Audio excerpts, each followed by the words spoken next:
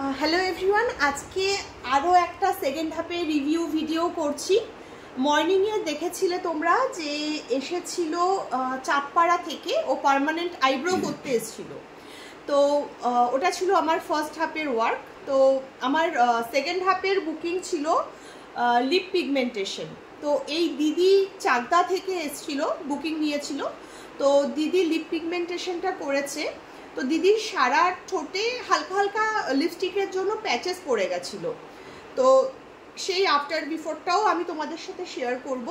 তো দিদির কাছে শুনবো যে দিদির যে ব্ল্যাক প্যাচেসটা নিয়ে দিদি এসেছিল, সেই ব্ল্যাক প্যাচেস কত দূর অবধি উঠেছে এবং এখন যেই ঠোঁটের কালারটা দিদি পেয়েছে ফাইনালি, তোমরাও যেটা দেখতে পাচ্ছ, দিদির কতটা কি মনে হচ্ছে স্যাটিসফাইড দিদি।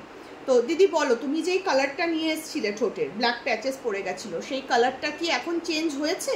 এখনের কালারটা কি তুমি নিজেও দেখতে পাচ্ছ, এই যে। এবার তুমি বলো কালারটা কিরকম কি তোমার মনে হচ্ছে? ফার্স্ট সিটিং এটা চেঞ্জ হয়েছে। এখন কি আর সেই প্যাচেস গুলো তুমি পাচ্ছ? না। হ্যাঁ, দেখা যাচ্ছে না তো, আয়নাতে ভিজিবল না, আর ফোনে তো ভিজিবল না, দেখতেই পাচ্ছ। তোমরা ফোনেও দেখো, তোমরা দেখতেই পারবে।